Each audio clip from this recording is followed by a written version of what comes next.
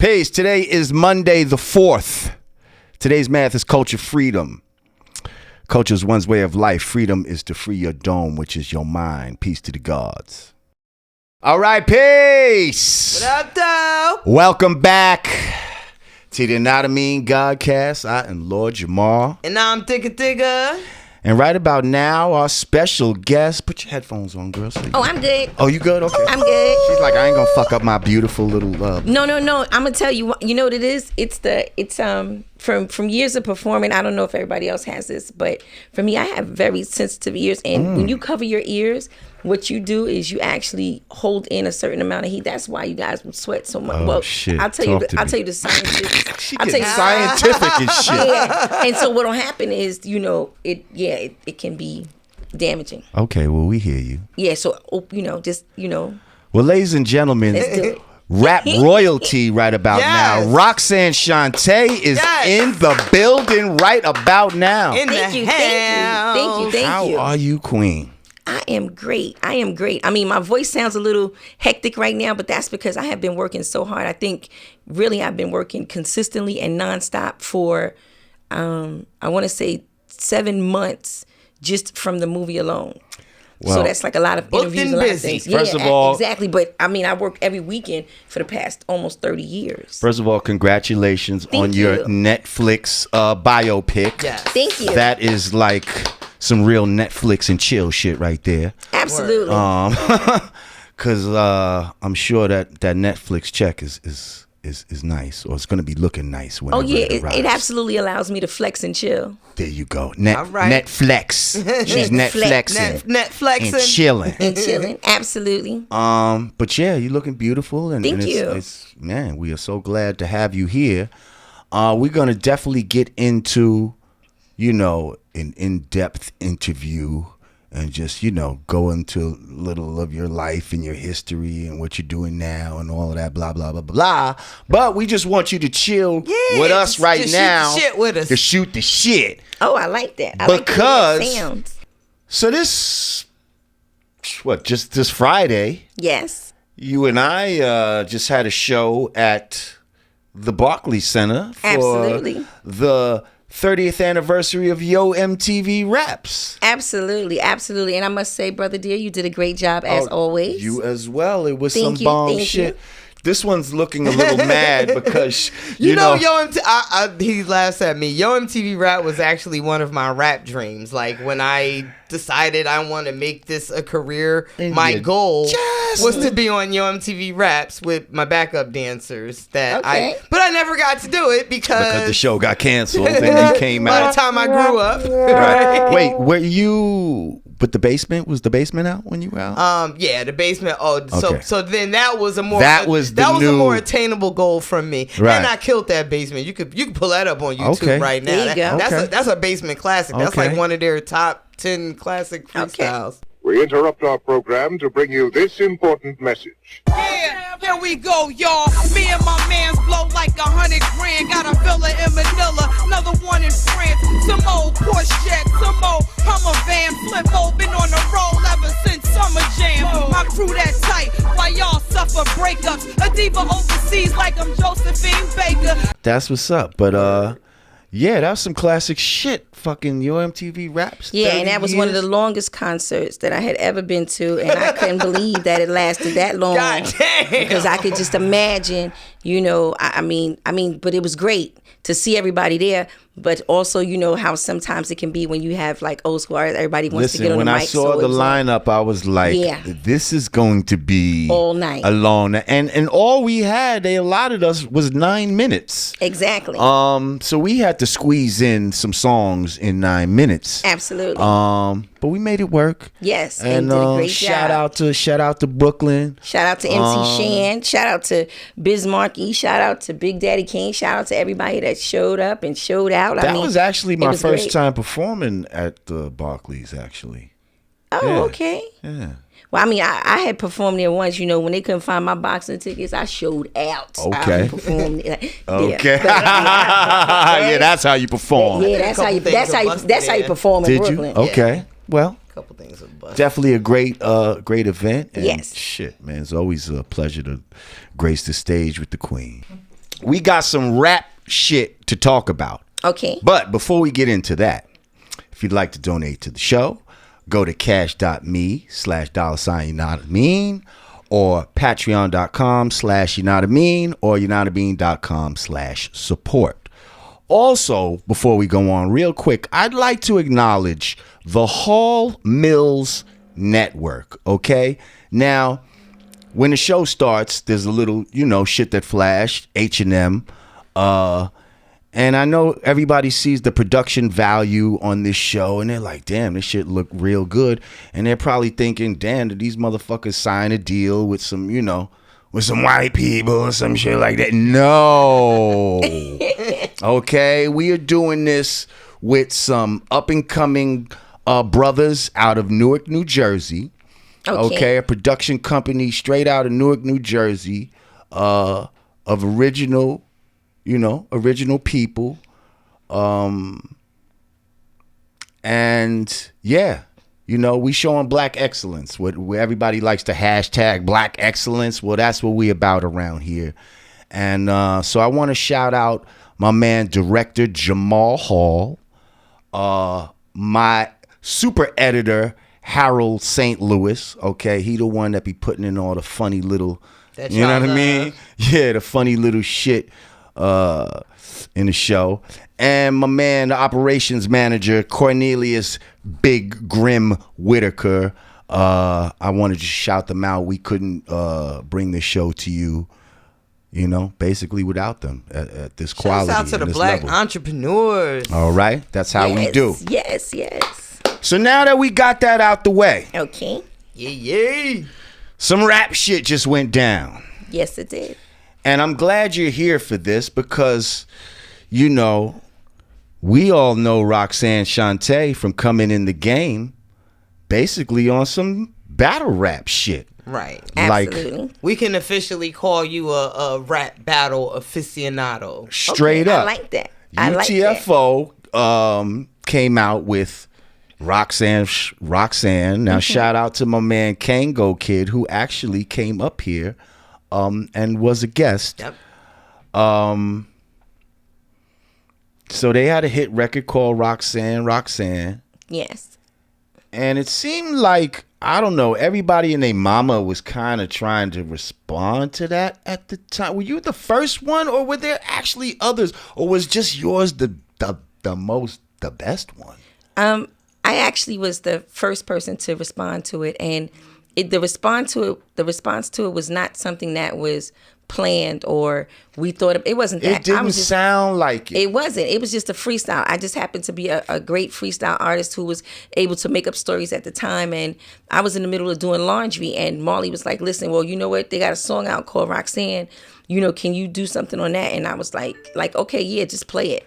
And so he played it, and I just, created the story right then and created the character and left it alone. Wasn't even, didn't even want to be a rapper. I did battle rapping, but I did battle rapping as just a way to make extra money if they happen to have something that I felt was financially worth it for me. And then they would bring people to the projects to battle me. But that's what I used it for, just to, to buy sneakers and sheepskins and bomber jackets and shop on Delancey Street. Like if there was something it was like if there was something that my sisters wanted, then I'd say, okay, well, look, find one of those rap battles and let me just go and get that money and I'll be back. Now, real quick, wasn't it a cassette before it was even wax? Like, was it a cassette played on Mr. Magic at first? Because Yes. I remember. Yes, it was a cassette that Marley had placed it on a cassette tape from his house, and then he just took it to the radio station that night and he played it. And Like, the the next sound quality was so shitty, but that's what made it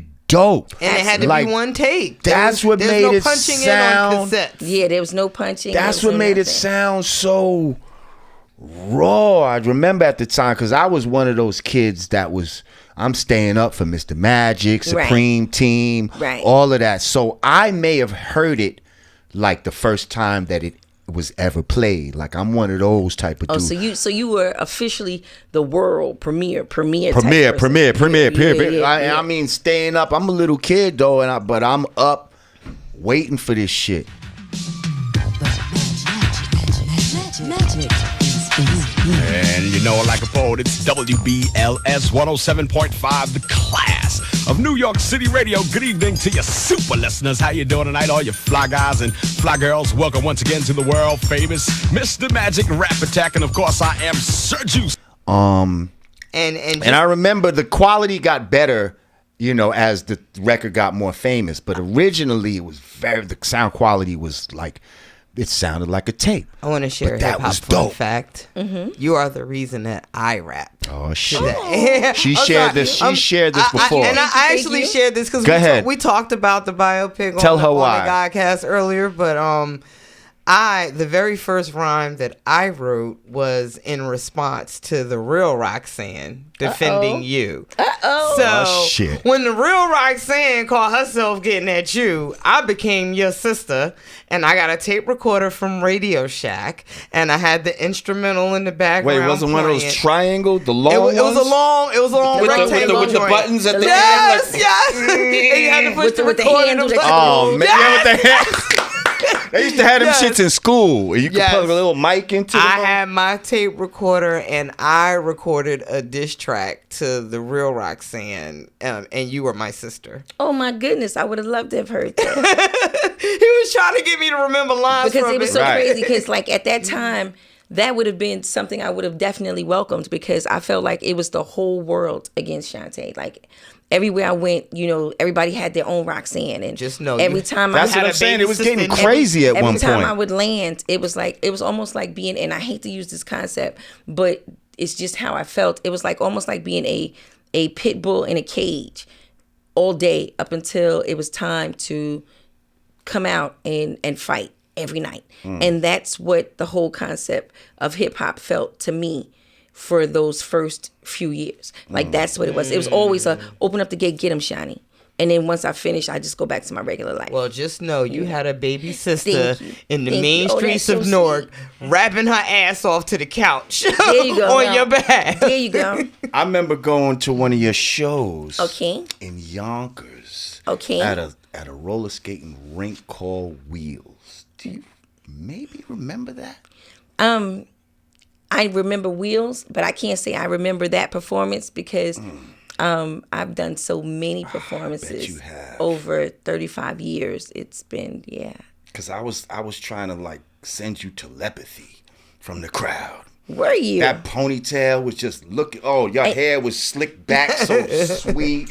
And oh man, you was just a young drug dealer's dream. Like, you know what I mean? Yeah, he was talking dirty about your ponytail. And I said, "Oh man, look at her." I'm just, and it's so crazy. I'm just staring. I'm like, but you know, those weren't the features that people really were attracted to at that time. You know, at that time, a lot of our young men and a lot of our men were still lost at that moment. You know, with them being they were still lost at that moment. So you know, it was always the light skin was better or the lighter was better. And see, I had like these slanted eyes and all this bushy hair. No one really was into that. Like now people are drawing it on. So they're drawing slanted eyes and they're buying bushy hair by the pound. I had knowledge of self. So then so your style, and it's funny because you said this earlier, I didn't necessarily know this. You said that you had knowledge of self. Absolutely. And it's so crazy because the gods were always telling me, like, you know, you won't take an attribute. Why won't you take an attribute? You need to take something that means something. That's what you need to do. You know what I'm saying? Earth, you got to have something that stands for something. So I said, okay, fine. He was like, so break down Shante. What does Shante mean? I said, okay. Supreme Highness, Almighty Noble Topic Exponent. They was like, oh, God. She broke it down. You know what I'm saying? Because I just wanted to be Shante. I didn't want to be Queen, you know, like everybody else was changing their name, Star Asia, Mecca, you know, everybody was picking up names, you know, Queen Knowledge. And I was like, no. They was like, and who are you? I was like, Shante. And see, that attracted me too when you said you think you a god, but you do eat lard. I said, oh shit, she know about the gods, and she know about some of the fake, what we used to call them, Muslims, like pork eating Muslims, Muslims and Muslims, and jive pretenders and shit. You understand what I'm saying? And those be the type motherfuckers that act like they God, but then you'll catch this motherfucker eating a ham sandwich or some shit on his door at the crib. Yeah, and he opened mouth the door. Greasy. Yeah, with a bacon, a full plate of bacon and shit. Talking about my old Earth. That's what she cooked. She made me eat it. Like, yeah, okay. Yeah, so that's dope. So your whole style now, it makes me understand. I feel more. like my then boyfriend had a crush on you. I might have had to check him like, excuse you. And that's the thing. You'd be mad at some shit like that when you was young, right? Like, why you in love with this motherfucker? Like, my girl used to love LL. Oh, and I used to, fuck that nigga. You know what I mean? Although LL was my nigga, but when it came to my girl, I think everybody like, hey. and their mothers had crushes on LL. Goodness gracious. So we're so happy to have you. Thank you. We're gonna have you the whole hour, so we're gonna jump back and forth between you and we forgot about what the fuck we hip hop. Right? Let's get into it. Hip hop real quick. Yes. Okay. We would love the aficionado's Drake opinion. Yes. And Pusha T. Yes. Woo woo. So apparently Pusha T dropped a song. What was it called? Infrared. Off the album Daytona. Where he gave a little jabby jab at your boy Drake. Mm-hmm.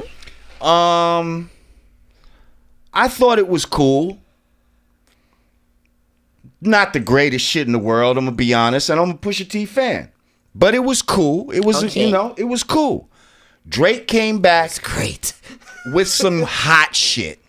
And that's why I love Drake. Drake, and he didn't wait. It was almost like, it was 24 hours. Yo, literally responded 24 hours. That's some Roxanne Shante shit. I like that. So I was like, wow, this is pretty dope. First of all, we have a different engineer this week. Shout out.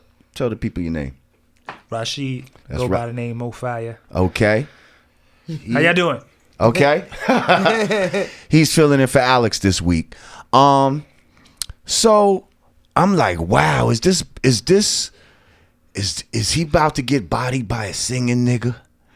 like, you know what I'm saying? Like, cause this motherfucker Drake, he's a bad boy when it comes to this shit. Drake is with the shit. So I'm like, uh-oh. Like, that shit was very strong. I felt it was stronger than the shit Pusha T had originally jabbed him with. And when we talked about it, I texted Digga, and I'm like, why do these niggas keep fucking with this nigga Drake and keep getting bodied by a singing nigga? Mm-hmm. She said, well, I think Pusha T's shit was an album cut and Drake was a more direct diss. She said, my money's on Push. Yes, I did. Yes, I did. I said, okay. I didn't even reply to that. I just kind of just soaked that in. Like, you know what? Let's see. Well, I was like, well, he needs to respond like today, though. He need to hurry the fuck up. Right. Is what the fuck I think I said. Mm-hmm. Boom. Here he comes with the next joint. The story of Added On. Which is supposed to be the name of Drake's Adonis. son. No, Drake's son's name is Adonis, but then he also has a deal with Adidas. Okay. And I think the Adidas thing was supposed to be called Added On as a mixture of his son. It was supposed to be a nice rollout. Yes, he was going to almost to the world on some shady shit. Cross-promote it with Adidas. Yes, and this motherfucker just blew the lid. Pusha T went to town. When we talk about personal, and now people are feeling a way about him getting that personal. I personally love it. How do you feel about Well, from what I understand, Drake went at Pusha T's fiance in the original one, which made all bets off. Right. Which made facts. Facts. Girls and children, all of that is now legal once you start doing that. So Drake's the one that pulled the gloves off first. But yes, let's get the Queen's take on this new age battle. Well, I do. I love it. One of the reasons why I respect Drake the way I do, or admire his style, is because he will respond. He definitely has and I don't want to just call it like only Roxanne Shante does that, but people knew that if they made a record about me, I'm going to respond. And for me, I'd respond like at the show the next day. I'm here physically. At the show. Yeah, we not gonna do this. I'm not waiting for I'm gonna be at your show. You know, and I'm going to play your song and I'm going to come out on stage. Old school. You know, I'm going to do it that way because, you know, I didn't bully know rap. Does that miss anymore. It. I you know, miss bully and rap. let me tell you, Motherfuckers hide behind computers. yeah, like I couldn't, because for me, having little sisters and already having a son, I was never going to walk in fear. So if I feel that this is going to be an issue, I need to see it in your face. Because what you said sounds like it could be a possibility that if I see you, it could be something. Right. So I need to see you in your face. So now that I see that this is only just rap, Right. oh, then I got you. Right. But if it was more than that, Right. I got you. Right. You know what I'm saying? It's not going to go past tonight. So what do you think about, you know, you heard both records, Yes. yes? You know, what do you think? Who's See, you know what it is? I think with what's the score? okay, the way it is with hip hop now is people have so much time to get so personal with each other because somebody's always willing to give them personal information. Somebody's always willing there's to more give them- personal information out there. Exactly. But, you know, they're able to do that. So, you know, I kind of still like, you know, battles to be face to face right now, unwritten, because like the whole concept of freestyle has changed. Like for me, freestyle meant you walked into a room, you didn't know what you was going to rhyme about. So whatever flowed out your mouth freely was your freestyle. Now it's just the way people write it. And because they're able to, you know, flow freely with it, now it's considered a freestyle. So I was just a little confused on the concept of it. Well, see, I kind of disagree with that. I always felt like a freestyle was any rhyme not recorded on a record or anything like that. Off the head is some shit that's not written. So you got freestyles that can be written, and then you have off the head. And I feel like somewhere along the line, the two got intertwined somewhere. Okay, I'll go for that. I will definitely go for that. And so that right there stands where I feel that there's a difference between, you know, when somebody says, listen, so go ahead and hit them with a quick freestyle. You know, maybe because I've never written rhymes. When someone would say to me, hit them with a quick freestyle. Right, for you, it meant. It was like, You're literally okay, making whatever it up it is as right you there. go along. Right. Exactly. But I guess a freestyle for someone who has tons and tons of rhyme books, then that would be their freestyle. Right. You know, Right. so I like to see battles just happen, just right then and there. You know, I like to see street fights. Because the action... Like, I like boxing, right. but I love street fights. You see what I mean? That old Because Kimbo Slice. Like Rest in actual peace. battle rap like the scene street- now, it's like they're scheduled for like a 3 month months and a half away. right. Like so 2 now months they find away. so much, and then when they come, that's what they do. But like, you know, like the difference between a street fight and boxing, and I'm a huge fan of both. The main factor is with the street fight, we didn't train for this. So whoever wins really won. Now, in boxing, whoever has the best trainer, whoever has the best technique, whoever has the best corner, Stamina. whoever's the best stamina, whoever has the best corner, whoever has the best cut man. I need you to go like this with your brow. I need to, you know, let your eye be over, just rub like this and go back in. I need that type of thing. And that's the same way I felt about hip hop. And that's the same way I still feel about hip hop. So, you know, when it comes to these battles, I love them. I'm entertained by them. Right now, I would say definitely that pushes up, but I'm saying don't count Drake out. Why? Because again, this is a type of boxing. So right now they're in their corners. So yeah, he won last round just like he won that first round. But see, in a street fight, we're not having no rounds. We're going to do it right here, right there. It's no rounds, no corners, no nothing. People just got to yell out shit from the crowd. You know what I'm saying? Like, get up off the ground. You just Harold Letterman this whole shit right I now. know. Okay? You just Harold Letterman this shit. Before we go to break, Queen, who's up right now? What's your quick assessment? Team Push. Okay, so he won the last Les, round. yes, I'm going to agree with her. He won the last round. Absolutely. I'm not going to count Drake out. I'm not going to count either not at one of them all. out. This is turning out to be This is something beautiful. right. You know, as far as hip hop is concerned, because you got two people that actually Two can game spit. sevens and a lyrical rap beef in 1 week. So yo. listen, There you go. Sports. There you go. that's a whole this- that's some whole other shit. This was a great weekend. But okay, so we're gonna go to break. We're gonna come back and we're gonna talk more with Roxanne Shante. Please believe it. Peace.